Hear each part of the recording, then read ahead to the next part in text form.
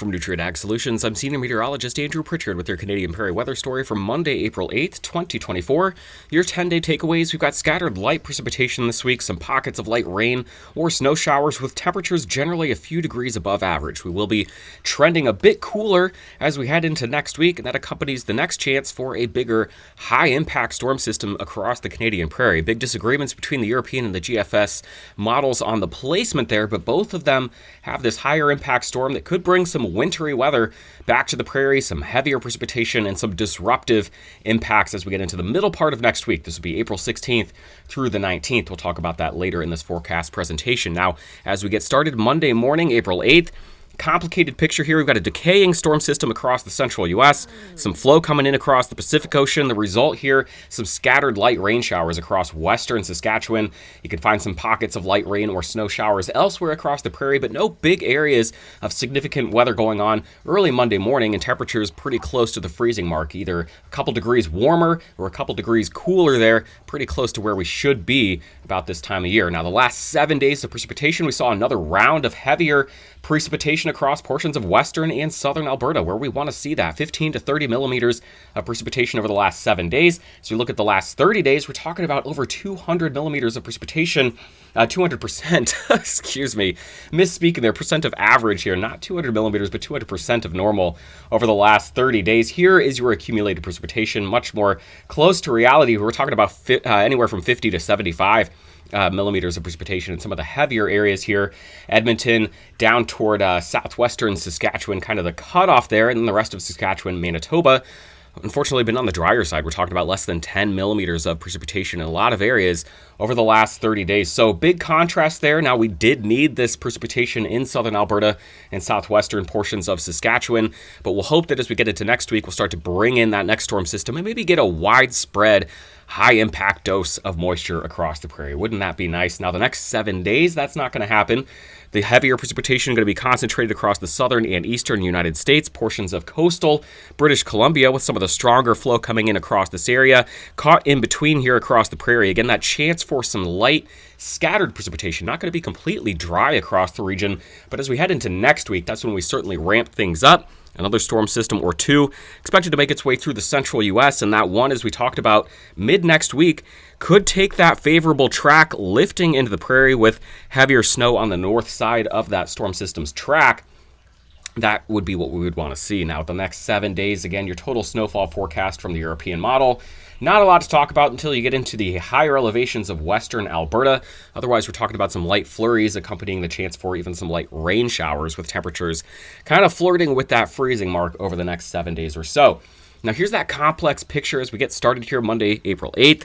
This kind of trough with two pieces across the central and western United States. We've got this area of faster flow coming around the base of this trough across the Pacific Ocean, and this is what's depositing a lot of that moisture here across coastal portions of British Columbia. It's this ridge across the Hudson Bay that's going to keep us a bit more on the mild side as we head through the next 7 days. So we'll animate this. You see that ridge of high pressure kind of holding on until we get to next week, and then we see that trough developing again kind of right in this area. This is what would give us that chance for the next storm system to lift into the area. Again, you're seeing April 16th, 17th, 18th, 19th, mid next week is when we're talking about that storm. European model, verbatim, your precipitation over the next 7 days, scattered and light in most areas. This takes us through April 12th. We'll go ahead and we'll run it back. You're focusing on the prairie here. Again, you see those light areas of rain and snow showers kind of rocking back and forth on the next 3 days. We'll take it into the weekend then. This is Thursday. Getting into Friday, here is the high impact storm. Right now, as we get into Friday, it's in the Gulf of Alaska. It's going to take a trajectory something like this. So you watch it here. This is Thursday, April 11th. We're into Friday. Getting into the weekend now, it comes in across the southwestern United States. We do see a lead impulse, potentially bringing some precipitation here, maybe a kind of a lead wave as we get into the early part of the week, Sunday and Monday, bringing some precipitation. Then we see the main storm kind of lifting here. This is Tuesday night. This is now Wednesday, April 17th.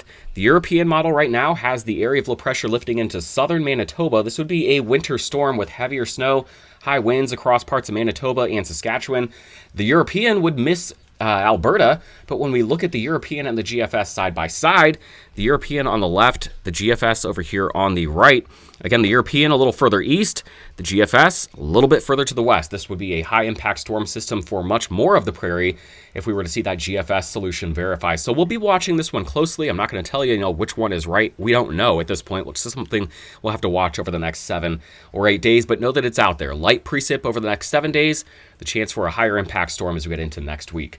We'll take a look then side by side, total precipitation on the left here. This is the current ones here. The left would be the European model, the GFS. This would be on the right. And then you see the impacts here with the differing track of the late week storm.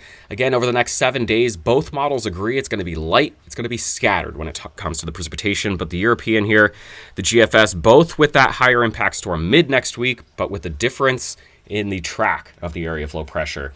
That is what makes the difference here. So your temperatures over the next 10 days, again, going to be on the mild side over the next 7 or so. As we head into next week, we'll likely see those temperatures trending a bit colder, accompanying that higher impact storm. That would be a transition then midweek. The higher impacts, or the temperature higher impacts, would be, again, coinciding with the track of the low. So we'll talk more about the specifics with that as we get into next week. Your next 10 days, though, here in Edmonton, again, pretty warm as we head through the next 7 or so. Those highs in the middle teens, those lows above freezing. You can see the cooler trend as we get into next week. You see the same thing here in Saskatoon, Regina, and Winnipeg. Have a wonderful week. We'll talk to you again next Monday, April 15th, diagnosing the potential for another high-impact storm across the Canadian Prairie.